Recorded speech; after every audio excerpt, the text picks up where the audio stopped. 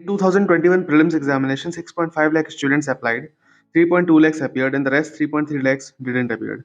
The reason might be some personal reason, but for some of them, the reason will be they failed before failure.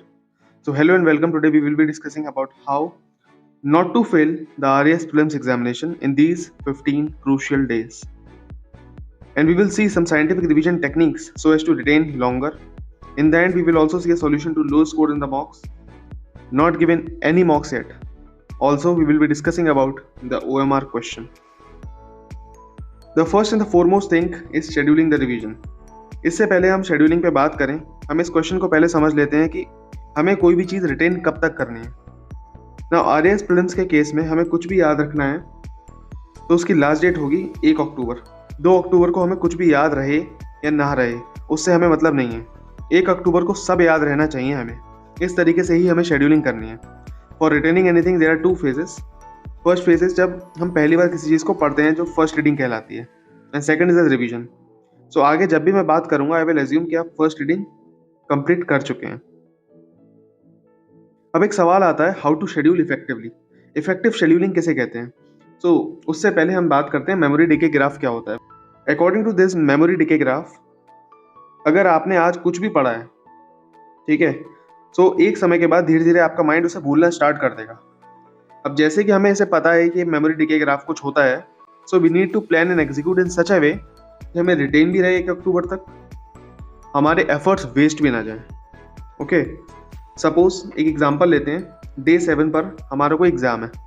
Day 1 पे आप क्या करोगे? सो हमने क्या करा, डे 7 पे आपका कोई एग्ज़ाम है. हम प्लानिंग के लिए क्या करेंगे? प्रैक्टिकली स्पीकिंग आज डे 1 पर हम पहला रिवीजन करेंगे, ठीक है, या हम कह सकते हैं फर्स्ट रीडिंग करेंगे.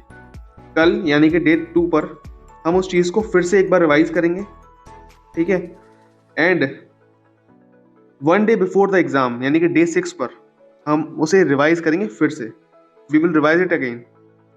आप पूछ सकते हो कि क्या इससे काम हो जाएगा? तो मेरा आंसर है बिग नो. इस सब के लिए हमें पता होना चाहिए व्हाट टू शेड्यूल. तो उसके लिए आगे बढ़ते हैं. तो देखो, अभी हमारा एग्जाम कब होना है? 1 अक्टूबर को. उससे पहले के लास्ट के जो 2 दिन है ना, लास्ट रिवीजन जब हम करेंगे, हम उन्हीं चीज़ों को रिवाइज करेंगे जो हम आसानी से भूल जाते हैं. फॉर एग्जाम्पल डेटाज, जो नंबर डेटा होता है, कौन सी कितना बजट था, कितना रुपया था, इस टाइप का डेटा, वो डेटा हो गया. साथ साथ एक डेट्स हो गए, तारीख हो गई, वो सब. बट इस सबसे पहले revision number part 1 and syllabus completion आता है, ये वाला और ये वाला पार्ट, ठीक है. मेरी जो रिकमेंडेशन है कि आपको कि आप 24 तक अपना सिलेबस कंप्लीशन निपटा ही लो कैसे भी करके. 15 से 24 सितंबर का टाइम है. इसमें हमें अपने प्रायोरिटी डिसाइड करनी है. हमें सब कुछ नहीं पढ़ सकते, ये बात सही है. प्रायोरिटी वाइज अगर देखे जाए तो current affairs, economic survey and census are very very important, और इस बात को हमें तवज्जो भी देनी चाहिए.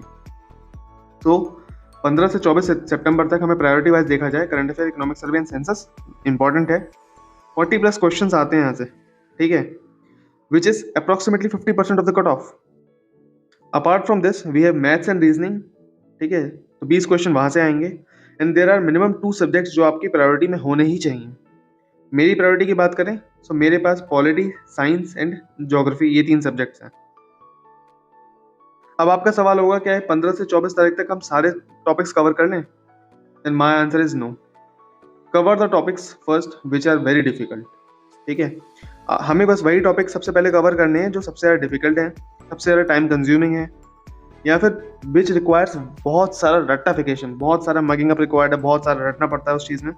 और ऐसे कुछ सब्जेक्ट्स को जो आपके सबके कॉमन ही होंगे, वो current affair, economic survey and census तो है ही है. अब बेसिकली इसमें भी हम सब कुछ नहीं पढ़ सकते ना, current affair, economic survey, census में. तो we will set priorities. Priority कैसे सेट करनी है? देखो, 40 क्वेश्चन से ज़्यादा आने हैं, ये बात सेट है. पीवाईक्यूज अगर देखे होंगे आपको अंदाजा होगा 40 के आसपास क्वेश्चन आने हैं. यहाँ से जो 10 क्वेश्चन हमेशा रहे हैं ना, as per the previous year question, 10 question data और जो डिजिट्स में जो डेटा होता है ना, वहाँ से आते हैं, डेट्स एंड डेटा आता है. 30 क्वेश्चन होते हैं जो थोड़े ईजी टू रिटेन होते हैं, ठीक है, वो भी फैक्ट्स ही होंगे.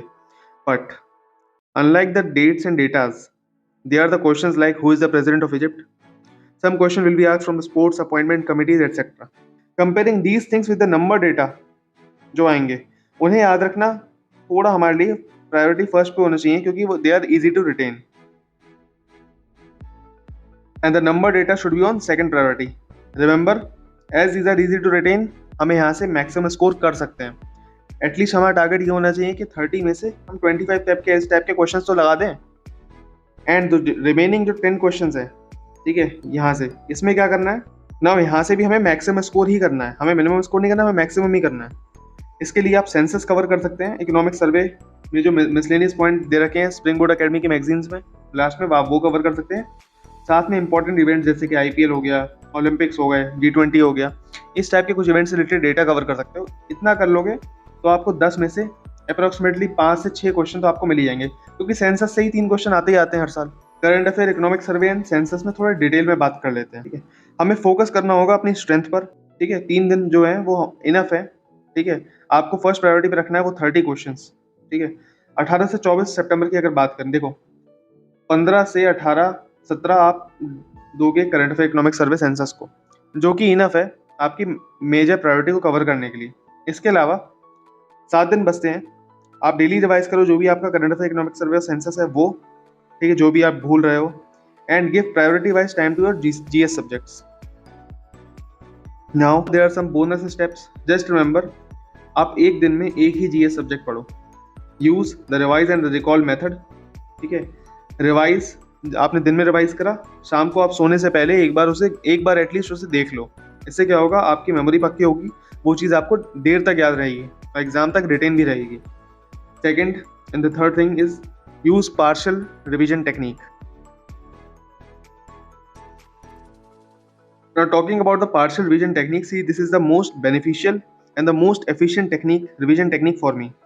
मैं आपको इसे यूज़ करने के 2 तरीके बताऊंगा। पहला तरीका है कि मान लेते हैं कि इस पेज में 20 से 25 कुछ टॉपिक लिखे हुए हैं। First you have to find those topics जो आपको आसानी से याद हो जाएगा, उसे हाईलाइट कर लो अच्छे से, जैसे कि हाईलाइट कर रखा है, ओके। एक बार रीड करो, देन रिवाइज करो, उसे मेमोराइज कर लो अच्छे से, उसे रिकॉल करने की भी कोशिश करो, हो जाए तो बढ़िया। ये काम होते ही आपका 70% टास्क हो गया कंप्लीट।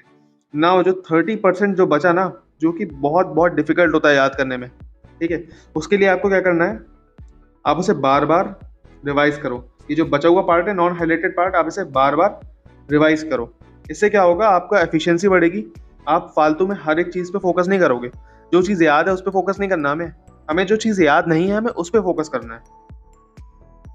इसका सेकंड केस भी है, assume that you have read and revise the record of topic, but आप उसे आसानी से बार बार भूल जाते हो, ठीक है।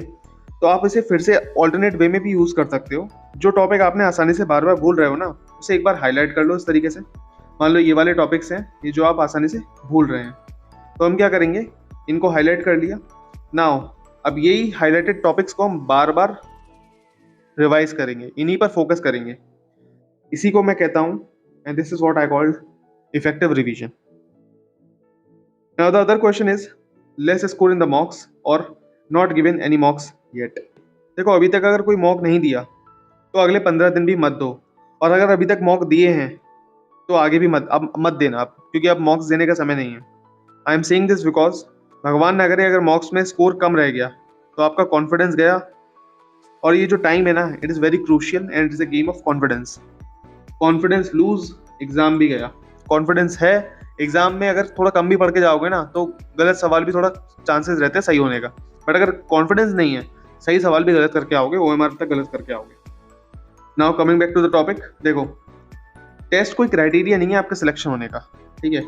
जो टेस्ट नहीं देगा उसका भी सिलेक्शन होगा, वो भी RAS बनेगा, वो भी IAS बनेगा। जो टेस्ट में स्कोर कम कर रहा होगा उसका भी एग्जाम निकलेगा, आप देख लेना, और जो स्कोर बहुत ज़्यादा कर रहा होगा उसका भी एग्जाम निकलेगा।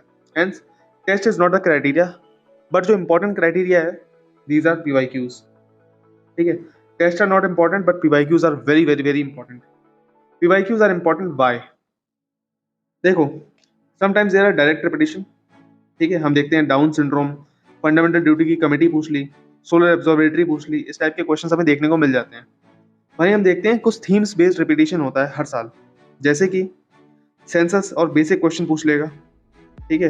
इरिगेशन बेस्ड क्वेश्चन आते हैं, लेक्स में क्वेश्चन आते हैं, माउंटेन क्वेश्चन आते हैं, नॉर्थ साउथ कॉरिडोर हमेशा पूछेगा, कहाँ इंटरसेक्ट करता है कहाँ नहीं करता है, इस टाइप का क्वेश्चन। तो ये क्वेश्चन हर साल आते हैं, और इस टाइप के क्वेश्चंस को गलत करना हम अफोर्ड नहीं कर सकते। आपने मॉक नहीं दिए चलेगा, बट अगर ये नहीं करा ना, ये एक बहुत बड़ा पाप है, भगवान माफ नहीं करेगा आपको, okay. So PYQs are done. अब चलते हैं एक इंपॉर्टेंट प्रॉब्लम में, जिसे मैं कह सकता हूँ द OMR प्रॉब्लम। बेसिकली हुआ क्या है, इस बार RPSC ने क्या करा है, एक 5वां ऑप्शन ऐड करा है। इसमें क्या है, अगर आप चारों में से कोई भी ऑप्शन चूज नहीं करते हो आंसर में, तो आपको ये 5वां ऑप्शन मार्क करना पड़ेगा। बेसिकली कुछ नहीं है, जस्ट इमेजिन कि 1 2 3 4 5 5 क्वेश्चन है, 5 में ये 4 ऑप्शन आपको मार्क करने होते हैं। बेसिकली 3 के आंसर आपको पता है, आपने मार्क कर दिए। 2 के आंसर आपको नहीं पता है, तो आप ई वाला ही मार्क करना पड़ेगा। नहीं मार्क करोगे तो आप घाटे में जाओगे, आपका नंबर कटेंगे।